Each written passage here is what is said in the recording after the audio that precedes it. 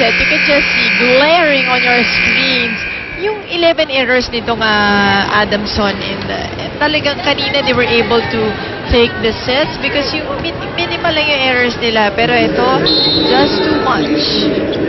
Glad you could join yours truly, Seth Sarmenta, Mosi Ravenna, and Marina Villamor for continuing coverage of the Shaky Speed League. And now Jen Wally trying to get going here.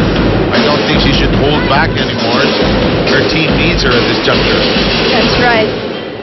Angela Benting, 3 digs. Listana, the libero of Adamson, having 2. So mas marami pang tong digs itong si Angela Benting. On the other side, it's Wally with 4 digs and Suzanne with 2. Talking about those digs, of course. In the meantime, Pineda jams it over. Taas, sabi ni Jen. Exchange of nice digs. Pineda. Ooh. Paharap ni Sue Roses. That's right. Going down the line, yan yung mid-hit na sinasabi natin. Yung alanganin, just right after the first defender, dun sa gitna naman nila ng yung second defender sa likod. Trish Crisostomo, an adjustment by Barbano. He's back in harness after getting injured. Why? Okay, I know it's the slap of the wrist. Isn't she just trying too hard? But you know Adamson, they will really go to Pineda and Benting. Kung meron man sila pupuntahan. I agree. Why not? They'll keep on trying to go in that direction. In the meantime, Soriano's hammer shot still playable. Barbano playing a bit of patty cake with the ball. Dropped by Pau. Wally. And you can see Zeng stayed in her place. She knew that she was going to get that third ball. Kaya hindi naman siya masyadong nahirapan. Just a step back and she gets that hit. 3-1. Glad you're with us to enjoy the Shakey's B-League. And again, if it's one family pizza, it's got to be Shakey's. Soriano middle hit, and it's a check ball. Check ball ho, pag nahawakan yung bola, mukhang outside na, pero tumama pa rin sa isang player. Yan ho, kuminsan yung mga player, nanggugulang din. Kahit malakas, sasabihin check ball. Style ho yan. Soriano. Just a good all-around game. Pineda. Sabi ni Guevara, Chaka.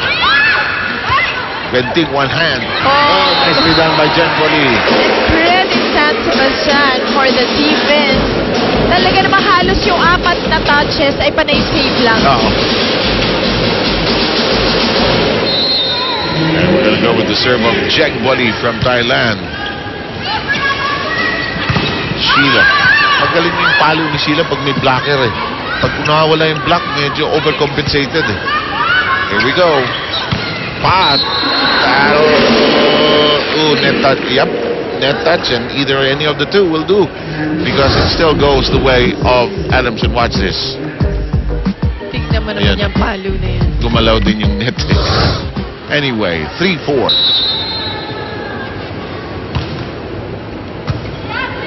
Trish Crisostomo.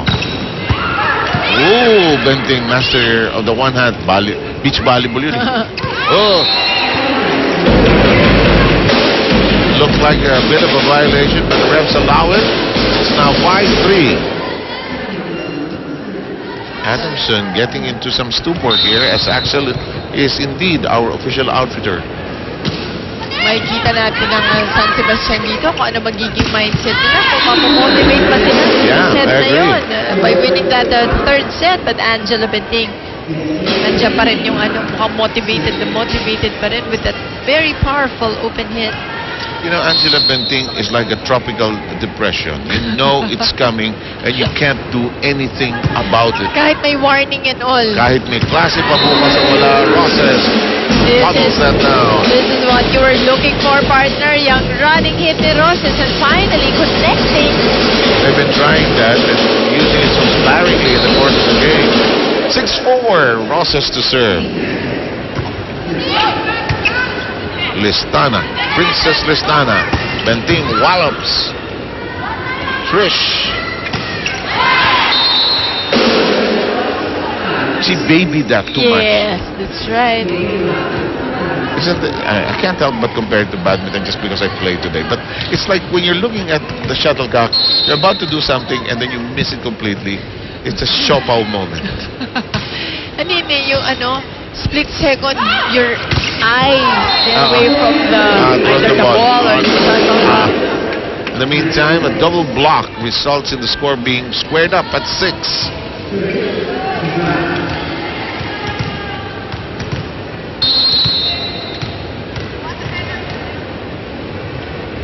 Let's go with the serve of Faye Guevara.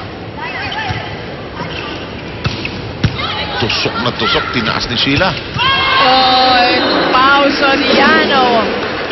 What a beautiful hit. Very graceful. Sheila has, Pao has power, but she's just so graceful to watch. That, she really wanted that ball. Makita mo yung pag-angle ng katawan. Saka gusto ko sa kanya hindi nagsasama yung ipin niya, hindi siya nagagalit, hindi siya galit sa mundo. Walang gigil. One-handed ding! Makatuno! Technical timeout, number 1, 8-6. Smart move by Makatuno.